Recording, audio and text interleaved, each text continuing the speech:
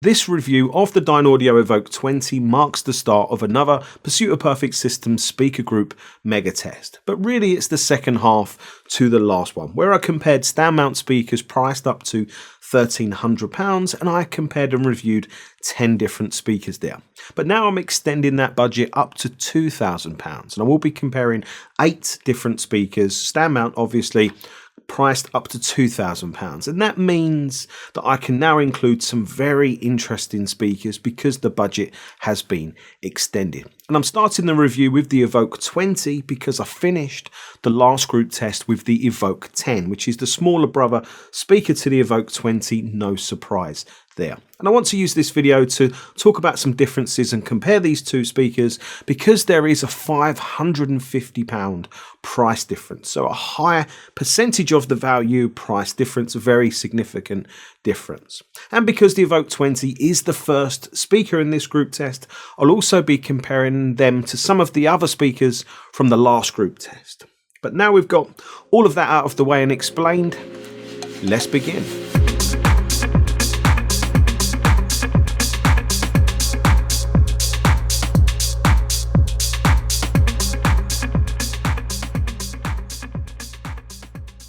The Dynaudio EVOKE 20 costs £1,800 and they feature a lot of the same technologies as the EVOKE 10, just a bit larger. So that means the same 28mm or 1-inch Cerotar tweeter that has Hexis, which is an inner dome designed to help smooth the frequency response. The same ESOTech Plus MSP or magnesium silicate polymer mid bass driver, but a larger one at 180mm or 7 inches in old money. Remember, that's a 7-inch driver where the dust cap also forms part of the playing surface, so a large 7-inch. There is also a larger cabinet, as you would expect, which is still trapezoid in shape and rear ported. And I really like this blonde wood finish. I think it's very standout and unique. And the screwless design really works for giving the speaker a clean look from every angle. The EVOKE 20 are slightly higher power rated compared to the EVOKE 10 at 180 watts into 6 ohms, but the big difference between these speakers for me is in the crossover. And if you remember back to my EVOKE 10 review, and if you haven't watched that review, make sure you go and check that one out. I was really surprised to see a very low crossover point being used of 1.4 kilohertz. Well, with the EVOKE 20, it's almost the opposite situation. With the EVOKE 20, Dynaudio are using a 3.2 kilohertz crossover, which is actually slightly on the higher side. Does that mean that the EVOKE 10 and EVOKE 20 are drastically different sounding speakers? Well, of course not, but there are definite differences between them. But before we go there, I want to give a quick word about setup. I put the speaker stands back in the same spot in my room as the last group test, and you can imagine how well I know that spot in my room by now. And it still took me a little bit of time to be satisfied with the EVOKE 20's placement for toe-in and time alignment. And I settled for a slightly toed-in setup, but not too on-axis, as I felt their top end could be a little too present for me. And while we're on that topic, I can definitely say that the EVOKE 20 is a more fussy speaker to the HiFi system signal quality that you feed into them, and this could be an indication of why. I measured the EVOKE 20 as part of a full direct live calibration to help remove my room sound even more than all the GIK acoustics room treatments can do. And you can see some very interesting things. You can see the EVOKE 20 are measuring reasonably flat from about 500 Hz and upwards, with a very noticeable dip in the crossover region, which is very crucial actually to how they sound. But apart from that, there is nothing gnarly going on to talk about. And the bass is very impressive. With room gain, I was getting bass down to about 45 Hz from the speaker, but again with room gain, the bass was extending well onto below 30 Hz with a lot of output. But why is that important or relevant? Well, it means that the EVOKE 20 should work better or well in larger rooms. It also means that you should be able to pull the EVOKE 20 away from the room's boundaries or away from the room's corners and still get really good bass output an extension to a point. Or you could use the room and load the bass and then manage the bass to get bass output from the Evoke 20s that is as good as floor standing speakers and almost subwoofer like, such as the Pursuit of Perfect system way. More interesting is the difference between the Evoke 10 and 20 as we move higher up in the frequency range, because you can see the Evoke 10 have a much more rolled off treble. And you could describe the difference between the Evoke 10 and Evoke 20 in very simple terms. You could say the Evoke 20 have better dynamics at the extremes, better dynamics at the top end and better dynamics at the bottom end. But we could also say that the Evoke 20 is a more neutral speaker and the Evoke 10 is designed to be more of a warmer speaker with a bit more of a character in mind. Obviously the differences extend further than that, but in terms of generalization.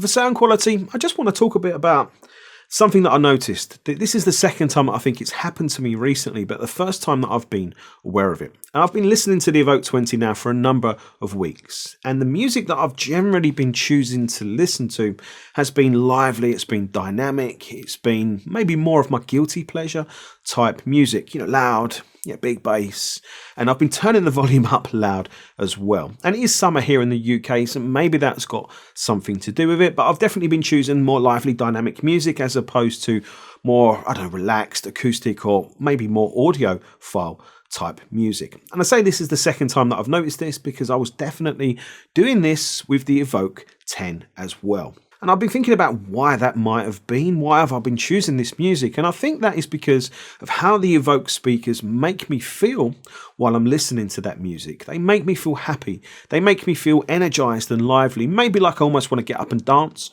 Maybe not quite that extreme, but definitely, tapping my feet and bobbing my head. And for me, that's probably the crux of the Evoke speakers. I feel like they are designed to make music engaging, to make it lively, to make it maybe big and bold sounding, to make it fun, to make it really enjoyable, engaging and fun to listen to. And that's definitely worked on me. And the presentation from the Evoke 20, as I say, it's lively, it's dynamic, top and bottom, as we spoke about, but it's pretty dynamic from pretty much the whole frequency range. It's a more forward type of presentation in the main that wants your attention and will get it. The kind of presentation that I say makes you want to turn the volume up and up. And the bass I think is outstanding because it's big and full and rounded, which I like because it's pleasing to listen to and warms up the whole presentation. And I always find this so impressive when it's done this well, coming from a stand mount speaker. And the bass is fast, and drums and other bass layers in music can be very impactful, floor stand alike for impact with the right amplifier. And the bass transitions up into the mid-range really nicely in a very similar fashion to the Evoke 10. And the overall vocals sound impressive for their tonal saturation. They have great presence and really stand out and pop off of the background with a good amount of subtlety for the most part. As the vocals transition up higher, there is maybe a little loss of composure for the very upper ranges of some female vocals, but I think you would have to be really critically listening to notice that, and I think most audiophiles would never ever notice that, but it is something that I picked up listening through just some selections of music. And that dip in the frequency response in the presence region is really critical for how vocals are presented. It stops the Evoke 20 from sounding too forward or hard, which is especially important because the treble is quite lively, especially for a soft dome. And I think the treble was balanced really nicely for being present and clear and just crisp enough, but not going over the point of becoming harsh or attention grabbing for the wrong reasons. And the treble, I think, is so important and plays a vital role in the speaker's overall presentation when it comes to soundstage. And I have been getting some nice dimensionality or three-dimensionality of sound from the Evoke 20, and I've been really impressed by how solid the individual elements within a soundstage are presented. And I've also been getting a big scale of sound, obviously a big deep bass that we've spoke about before as well, but the treble and the way that is presented helps to extend the sound from the speakers to be quite a bit above them, and I've been getting some very good width to the soundstage too. And all of this I've been really enjoying, and I think that is what the Evoke 20 does really well, is deliver this big scale of sound that is very engaging. There is a bit of a trade-off there with maybe some leading edge resolution, or maybe some openness in the soundstage, or maybe space within the soundstage. And that all comes down to transparency. When you tap the side of the Evoke 20 cabinet, it's definitely not the most inert of structures. And for a comparison, I think the speakers like the KEF LS50 Meta will be better for carving out more space within a soundstage, or carving out the images within a soundstage more out of stone, more with cleaner, more clear and well-defined edges.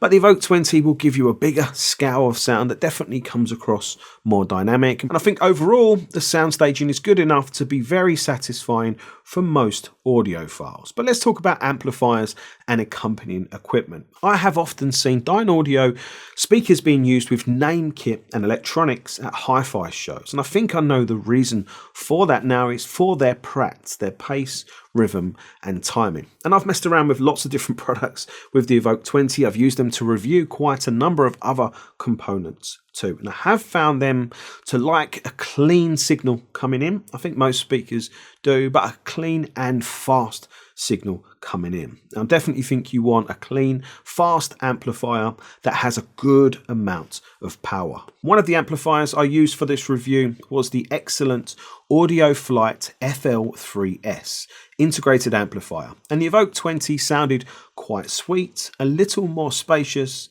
and still very dynamic when you turn the volume up a lot.